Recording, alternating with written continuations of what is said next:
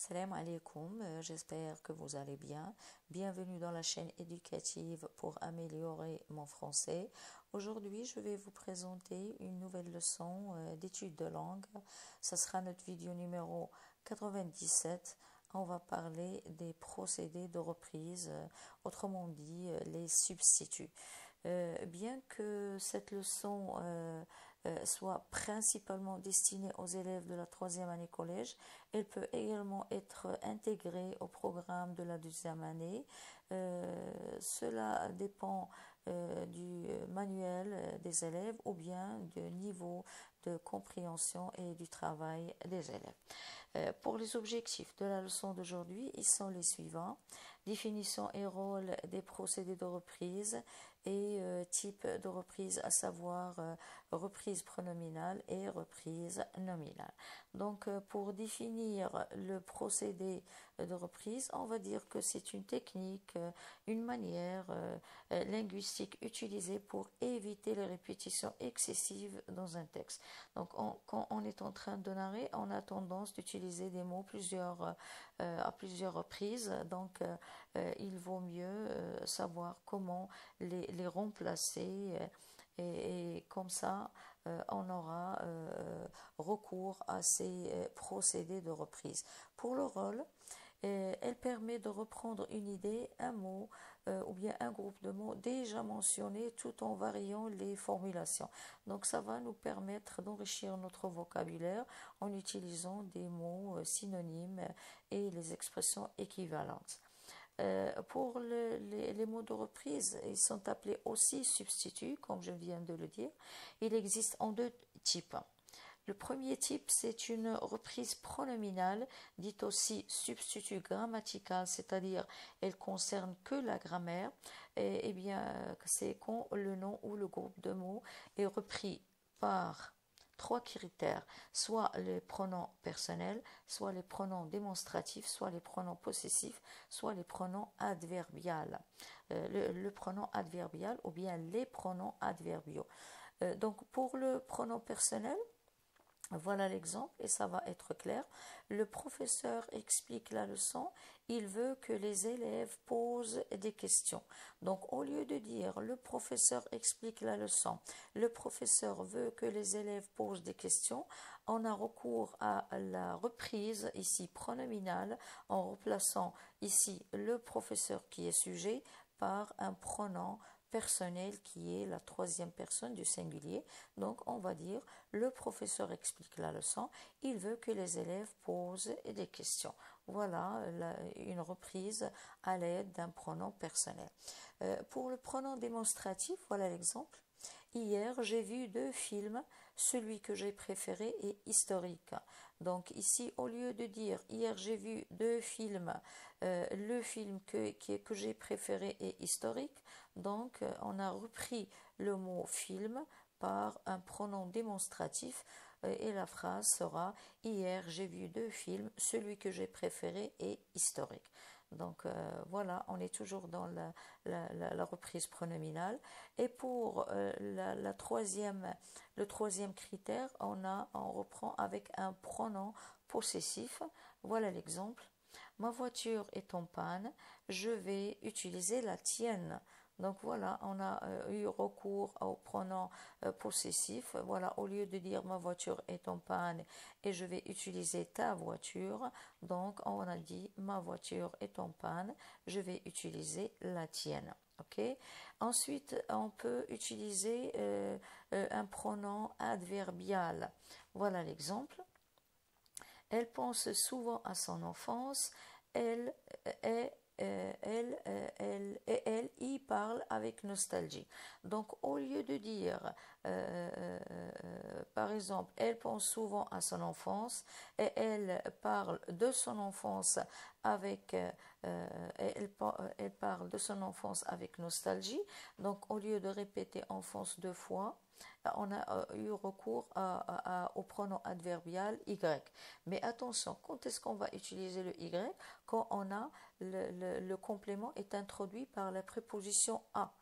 Elle pense souvent à son enfance, elle y parle avec nostalgie. Ok, mais ici, dans le deuxième exemple, on a eu recours à le pronom adverbial en. Il parle toujours de son voyage. Il en garde de bons souvenirs. Donc la phrase initiale était il parle toujours de son voyage, il garde de bons souvenirs de son voyage. Donc ici, puisque le complément est introduit par la préposition de, donc on va utiliser le pronom adverbial en. Donc, quand on a le complément est introduit par la préposition a, alors là, on va utiliser le pronom adverbial y.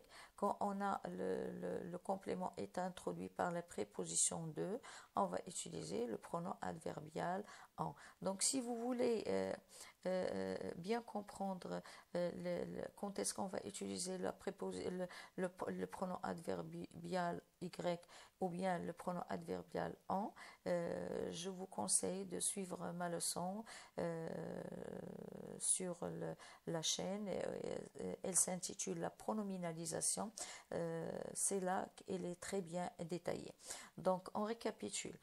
Si jamais je reprends un mot à l'aide d'une reprise pronominale, alors on va utiliser soit le pronom personnel, soit le pronom démonstratif, soit le pronom possessif, soit le pronom adverbial.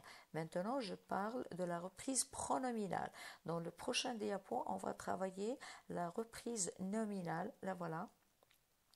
La reprise nominale, c'est quand, elle s'appelle aussi substitut lexical, c'est quand le nom ou le groupe de mots est repris par le même nom, où on change seulement le déterminant, ou bien un synonyme ou expression équivalente, ou bien un mot générique, ou bien une périphrase. Donc voyons l'exemple et ça va être clair. Donc, on peut utiliser une reprise nominale en changeant seulement le déterminant du nom. Donc, je vais laisser le nom tel qu'il est. Je vais changer seulement le déterminant. Voilà, le garçon a pris son vélo. Ce garçon part souvent en balade. Voilà, j'ai changé seulement le déterminant et j'ai laissé le même mot. Donc ici, on appelle un substitut lexical à l'aide du changement de déterminant seulement. Aussi, on peut utiliser un synonyme. On peut reprendre une reprise nominale grâce à un synonyme ou expression équivalente. Voilà l'exemple. L'enfant a réussi son examen. Le jeune garçon a travaillé dur pour obtenir ce résultat. Donc, au lieu de répéter enfant 2 fois, on a eu recours à un synonyme ou bien une expression équivalente. On a remplacé enfant par le jeune garçon. Aussi, on peut utiliser le mot générique. Voilà l'exemple. Les roses et les tulipes fleurissent dans le jardin. Ces fleurs sont magnifiques. Donc, rose, c'est une fleur. Tulipe, c'est une fleur. Donc, ce sont des mots qui sont englobés sur le mot générique qui est fleur. Donc, je peux reprendre une reprise nominale à l'aide de mots génériques. Donc, au lieu de dire les roses et les tulipes, les répéter une deuxième fois, on a eu recours au mot générique, ces fleurs. Aussi, on peut utiliser la périphrase. Voilà l'exemple. Le Japon est célèbre pour sa cuisine. Le pays du soleil levant attire de nombreux touristes.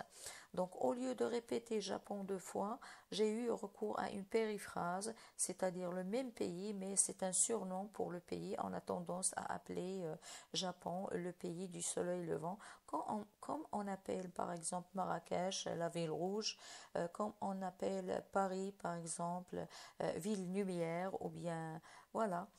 Donc, les procédés de reprise nominale, on peut utiliser soit le même mot en changeant seulement le déterminant, on peut utiliser un synonyme ou bien une expression équivalente, on peut utiliser le mot générique, on peut utiliser aussi une périphrase. Voilà, je pense que c'est facile. J'espère bien que j'étais claire et que vous avez bien assimilé la leçon d'aujourd'hui qui est la reprise ou bien les substituts. Je vous laisse. Merci de votre attention. Si vous avez bénéficié de ma leçon, merci de laisser un commentaire.